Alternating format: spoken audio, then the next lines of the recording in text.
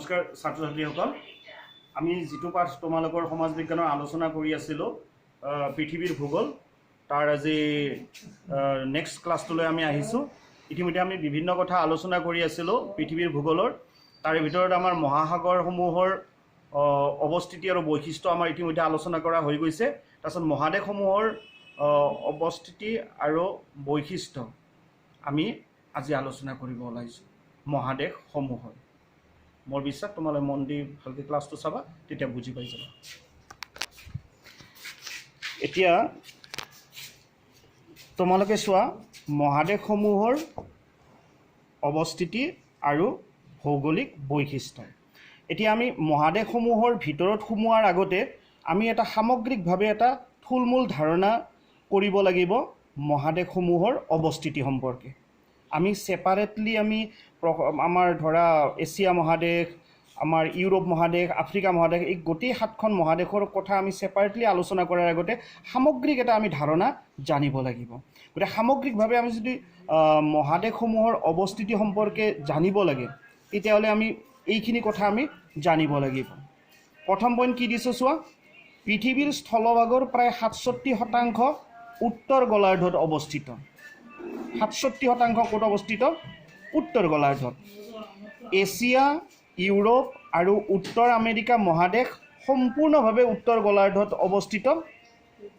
আনহাতে অচেনিয়া আৰু এণ্টাৰ্কটিকা মহাদেশ সম্পূৰ্ণভাৱে দক্ষিণ গোলাৰ্ধত অৱস্থিত। আৰু দক্ষিণ আমেৰিকাৰ দক্ষিণৰ বৃহৎ অংশ আৰু আফ্ৰিকাৰ দক্ষিণাংশ দক্ষিণ গোলাৰ্ধত অৱস্থিত। অৰ্থাৎ ইয়াৰ পৰা আমি কি বুজিলোঁ? দক্ষিণ আমেৰিকাৰো উত্তৰ ফালৰ কিছু অংশ উত্তৰ গোলাৰ্ধত আছে আৰু আফ্ৰিকা মহাদেশৰো উত্তৰ ফালৰ বহুখিনি অংশ ক'ত আছে? উত্তৰ গোলাৰ্ধত আছে। অৰ্থাৎ সামগ্ৰিকভাৱে আমাৰ 7খন মহাদেশৰ বেছি অংশই অৰ্থাৎ 67% ক'ত আছে? উত্তৰ গোলাৰ্ধত আছে। এতিয়া আমি সেইটো বিষুৱ ৰেখাক কেন্দ্ৰ কৰি আমি উত্তৰ গোলাৰ্ধ আৰু দক্ষিণ গোলাৰ্ধ আমি ভাবিছোঁ। এতিয়া আমি যদি পূবা পশ্চিমাকৈ যদি আমি ভাগ কৰোঁ পৃথিৱীখনক, তেতিয়া উত্তৰ আমেৰিকা আৰু দক্ষিণ আমেৰিকা আছে পশ্চিম গোলাৰ্ধত আৰু বাকী মহাদেশবোৰ ক'ত থাকিব? পূব গোলাৰ্ধত অৱস্থিত হ'ব। উত্তৰ আমেৰিকা আৰু দক্ষিণ আমেৰিকা ক'ত থাকিব? পশ্চিম গোলাৰ্ধত, আৰু বাকী 5খন মহাদেশ ক'ত থাকিব? পূব গোলাৰ্ধত থাকিব। গম পালা? নেক্সট, এতিয়া আমি সকলোৱে জানো দেশবোৰৰ মাজত আন্তঃৰাষ্ট্ৰীয় সীমা থাকিলেও মহাদেশবোৰৰ মাজত কোনো ধৰণৰ সীমা নাথাকে। আৰু মহাদেশবোৰৰ মাজৰ সীমা মূলতঃ প্ৰাকৃতিক উপাদান যেনে নদ নদী, সাগৰ মহাসাগৰ, পৰ্বত পাহাৰ আদিয়ে নিৰ্ধাৰণ কৰে। চ' নিৰ্দিষ্ট তেনেকুৱা কোনো সীমা নাথাকে মহাদেশবোৰৰ মাজত। মাত্ৰ মহাদেশবোৰৰ মাজৰ সীমাটো কিহৰ দ্বাৰা নিৰ্ধাৰণ কৰা হয়? বিভিন্ন ধৰণৰ প্ৰাকৃতিক উপাদান যেনে নদ নদী, পৰ্বত পাহাৰ, সেইবোৰৰ দ্বাৰা নিৰ্ধাৰণ কৰা হয়। আৰু এই আমি তলৰ উদাহৰণকেইটা যদি চাওঁ, এই কথাটো আমাৰ স্পষ্ট হৈ যাব কেনেকৈ বিভিন্ন ধৰণৰ নদ নদী, সাগৰ মহাসাগৰ আৰু পৰ্বত পাহাৰে মহাদেশবোৰৰ মাজত সীমা নিৰ্ধাৰণ কৰে। প্ৰথমতে আমি চাব পাৰোঁ যে ভূমধ্য সাগৰে কি কৰিছে? ইউৰোপ আৰু আফ্ৰিকা মহাদেশৰ মাজত সীমা নিৰ্ণয় কৰিছে। অৰ্থাৎ ইউৰোপ আৰু আফ্ৰিকা মহাদেশৰ মাজত কি সাগৰ আছে? ভূমধ্য সাগৰ। অৰ্থাৎ ভূমধ্য সাগৰটোৱে হ'ল ইউৰোপ আৰু আফ্ৰিকা মহাদেশৰ মাজৰ সীমা হ'ল। দ্বিতীয়তে লোহিত সাগৰে এছিয়া আৰু আফ্ৰিকা মহাদেশৰ মাজৰ সীমা নিৰ্ণয় কৰিছে। অৰ্থাৎ এছিয়া আৰু আফ্ৰিকা মহাদেশৰ মাজত কি সাগৰ আছে? লোহিত সাগৰ আছে। অৰ্থাৎ এই দুখন মহাদেশৰ মাজৰ সীমা নিৰ্ধাৰণ কৰিছে কিহে? লোহিত সাগৰে। তৃতীয়তে ইউৰাল পৰ্বতমালাই এছিয়া আৰু ইউৰোপ মহাদেশৰ মাজৰ সীমা নিৰ্ণয় কৰিছে। অৰ্থাৎ এছিয়া আৰু ইউৰোপ মহাদেশৰ মাজত কি আছে? ইউৰাল পৰ্বতমালা আছে। আৰু চতুৰ্থতে পানামা খালে উত্তৰ আমেৰিকা আৰু দক্ষিণ আমেৰিকা মহাদেশৰ মাজৰ সীমা নিৰ্ণয় কৰিছে। অৰ্থাৎ পানামা খাল কিহৰ মাজত আছে?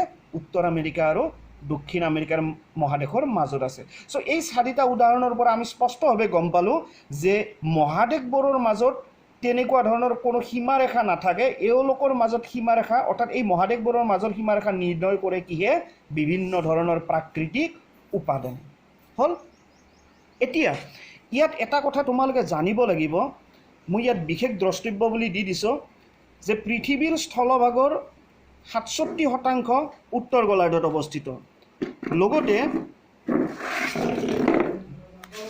উত্তৰ গোলাৰ্ধত অৱস্থিত উত্তৰ গোলাৰ্ধ বসবাসৰ বাবে দক্ষিণ গোলাৰ্ধতকৈ উপযোগী। উত্তৰ গোলাৰ্ধ দক্ষিণ গোলাৰ্ধতকৈ বসবাসৰ কাৰণে উপযোগী, কাৰণ দক্ষিণ গোলাৰ্ধত বেছি অংশ পানী বা বৰফেৰে আগুৰা, কিন্তু উত্তৰ গোলাৰ্ধত বসবাসৰ কাৰণে উপযোগী বহুতো ঠাই আছে। ইয়াৰ স্থলভাগো বসবাসৰ কাৰণে উপযোগী, স্থলভাগ উপযোগী কাৰণে তাত কি হয় কৃষি উদ্যোগ এই গতিতে আগবঢ়া। আনহাতে মাটিভাগো বেছি, দক্ষিণ গোলাৰ্ধত আছে 33%, উত্তৰ গোলাৰ্ধত আছে 67%। গতিকে দুটা কথা ইয়াত মনত ৰাখিবা যে উত্তৰ গোলাৰ্ধত পৃথিৱীৰ মুঠ ভূভাগৰ 67% আছে, দ্বিতীয়তে উত্তৰ গোলাৰ্ধ দক্ষিণ গোলাৰ্ধৰ তুলনাত বসবাসৰ কাৰণে উপযোগী, আৰু সেইকাৰণে পৃথিৱীৰ মুঠ জনসংখ্যাৰ 90% ক'ত আছে উত্তৰ গোলাৰ্ধত আছে। হ'ল। এতিয়া আমি সামগ্ৰিকভাৱে মহাদেশবোৰৰ আমি ভৌগোলিক বৈশিষ্ট্যখিনি আলোচনা কৰিম।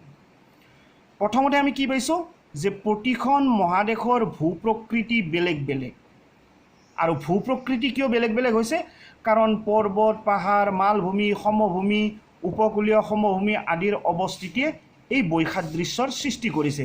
এই বৈসাদৃশ্যৰ সৃষ্টি কৰিছে মানে কি ভূ প্ৰকৃতিটো যে বেলেগ বেলেগ, এইটো কিহৰ কাৰণে হৈছে?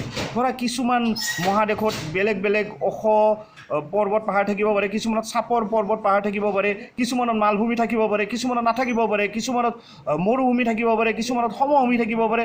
এই যিটো বৈসাদৃশ্য আছে থকাৰ কাৰণে কি হৈছে সামগ্ৰিকভাৱে প্ৰতিখন মহাদেশৰে ভূ প্ৰকৃতি কি হয় বেলেগ বেলেগ হয়।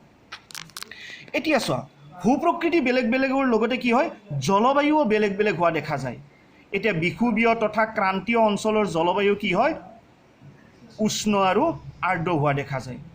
আনহাতে মধ্য অক্ষাংশ অঞ্চলৰ জলবায়ু নাতিশীতোষ্ণ। মধ্য অক্ষাংশ অঞ্চলৰ জলবায়ু মানে কি ধৰা হ'ল 30 ডিগ্ৰী উত্তৰ অক্ষাংশ বা 30 ডিগ্ৰী দক্ষিণ অক্ষাংশৰ আশে পাশে থকা অঞ্চলবোৰৰ জলবায়ু কি নাতিশীতোষ্ণ, আৰু মেৰু অঞ্চলৰ জলবায়ু অতিপাত ঠাণ্ডা। উত্তৰ মেৰুৱে হওক দক্ষিণ মেৰুৱে হওক তাৰ জলবায়ুটো কি হয় ঠাণ্ডা হয়। চ' আমি কি পালোঁ যে মহাদেশবোৰৰ জলবায়ুও বেলেগ বেলেগ হয়।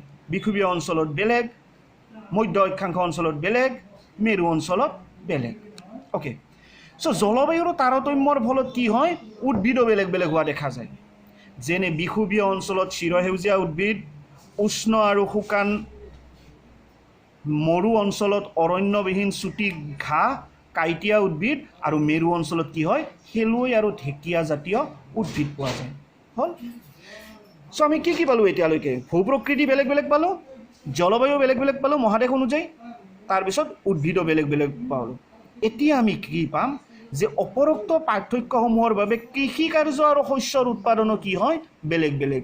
যিহেতু মাটিটো বেলেগ, জলবায়ু বেলেগ, উদ্ভিদ বেলেগ, সেইকাৰণে কৃষি কাৰ্য বেলেগ হোৱা দেখা যায়। শস্যৰ উৎপাদনো ক'ৰবাত কম হয় ক'ৰবাত বেছি হয়। হ'ল। এতিয়া জনসংখ্যাৰ ঘনত্ব বেলেগ বেলেগ হয়। অপৰোক্ত যিমানবোৰ পাৰ্থক্য পাইছোঁ সেই পাৰ্থক্যবোৰৰ কাৰণে কি হয় জনসংখ্যাৰ ঘনত্ব বেলেগ বেলেগ হোৱা দেখা যায়। কৃষি উদ্যোগ বাণিজ্য পৰিবহণ আদিত আগবঢ়া অৰ্থনৈতিকভাৱে সবল অঞ্চলবোৰত জনসংখ্যাৰ ঘনত্ব বেছি হয়। আমি যিবোৰ ঠাই বসবাসৰ উপযোগী য'ত কৃষি হয় উদ্যোগ হয় বাণিজ্য পৰিবহণ সকলোতে আগবঢ়া তাত কি হয় জনসংখ্যাৰ ঘনত্বটো অতিপাত বেছি হয়। আনহাতে অতি উষ্ণ ঠাণ্ডা অঞ্চল যিবোৰ কৃষি উদ্যোগ আদিৰ বাবে সুচল নহয় সেইবোৰ ঠাইত জনবসতিৰ ঘনত্ব পাতল হোৱা দেখা যায়। গম পাইছা? অ'কে, এতিয়া এইখিনি হ'ল তোমাৰ মহাদেশসমূহৰ সামগ্ৰিক ভৌগোলিক বৈশিষ্ট্য। এতিয়া ইয়াতো এটা বিশেষ দ্ৰষ্টব্য বুলি পইণ্ট এটা আছে যে তোমালোকে সকলোৱে জানা যে এণ্টাৰ্কটিকা মহাদেশ বছৰৰ বেছিভাগ সময় বৰফে আগুৰাৰ বাবে তাত স্থায়ী বসতি নাই। গতিকে আমাৰ স্থায়ী বসতি থকা আমাৰ মহাদেশ কিমানখন হ'ব 6খন হ'ব। হৈছে। চ' এইখিনি হ'ল তোমালোকৰ মহাদেশসমূহৰ সামগ্ৰিক অৱস্থিতি আৰু সামগ্ৰিক ভৌগোলিক বৈশিষ্ট্য হ'ল। এতিয়া আমি আহিছোঁ এছিয়া মহাদেশলৈ।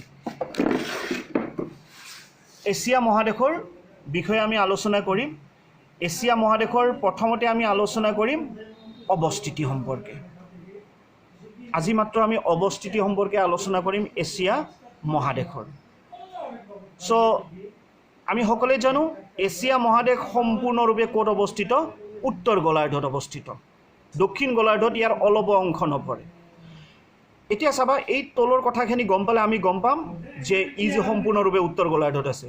ই উত্তৰে 78 ডিগ্ৰী উত্তৰ অক্ষাংশৰ পৰা দক্ষিণে 1 ডিগ্ৰী উত্তৰ অক্ষাংশলৈ বিস্তৃত।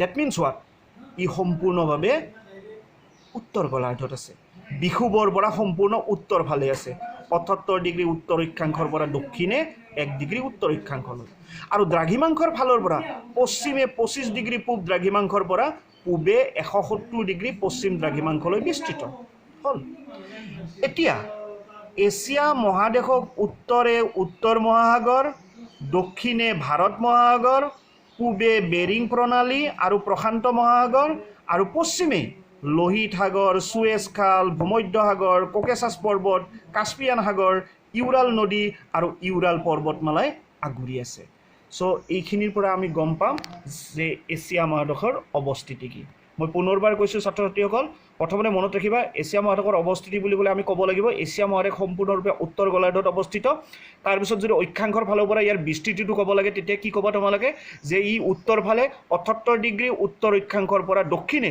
1 ডিগ্ৰী উত্তৰ অক্ষাংশলৈ বিস্তৃত হৈ আছে আৰু দ্ৰাঘিমাংশৰ ফালৰ পৰা পশ্চিমে 25 ডিগ্ৰী পূব দ্ৰাঘিমাংশৰ পৰা পূবে 170 ডিগ্ৰী পশ্চিম দ্ৰাঘিমাংশলৈ ই বিস্তৃত হৈ আছে আনহাতে ইয়াত যদি আমি চাৰি সীমা বুলি কওঁ উত্তৰে উত্তৰ মহাসাগৰ দক্ষিণে ভাৰত মহাসাগৰ পূবে বেৰিং প্ৰণালী আৰু প্ৰশান্ত মহাসাগৰ আৰু পশ্চিমে লোহিত সাগৰ সুৱেজ খাল ভূমধ্য সাগৰ ককেছাছ পৰ্বত কাস্পিয়ান সাগৰ ইউৰাল নদী আৰু ইউৰাল পৰ্বতমালা হ'ল সো আজিৰ ক্লাছটো এইখিনিয়ে মোৰ বিশ্বাস তোমালোকে ভালদৰে বুজি পাইছা যদি কিবা প্ৰব্লেম হয় সুধিবা ইয়াৰ পিছত আমি ষ্টেপ বাই ষ্টেপ আমি গোটেইকেইটা মহাদেশ আলোচনা কৰিম আৰু মই এটা পুনৰবাৰ তোমালোকক গহাৰি জনাইছোঁ ছাত্ৰ ছাত্ৰীসকল ক্লাছ 9ৰ ষ্টুডেণ্টে যেনেকুৱা ফিডবেক দি আছে যেনেকুৱাকৈ হোমৱৰ্ক কৰি আছে যেনেকুৱাকৈ কুৱেশ্যন কৰি আছে তোমালোকৰ 10ৰ ফালৰ পৰা কিন্তু তেনেকুৱা ধৰণৰ আমি একো এক্টিভিটি পোৱা নাই কিন্তু এতিয়ালৈ সো মোৰ বিশ্বাস তোমালোকে ভালকৈ এক্টিভলি পাৰ্টিচিপেট কৰিবা কিবা প্ৰব্লেম হ'লে আমাক ক'বা তেতিয়া আমি গম পাম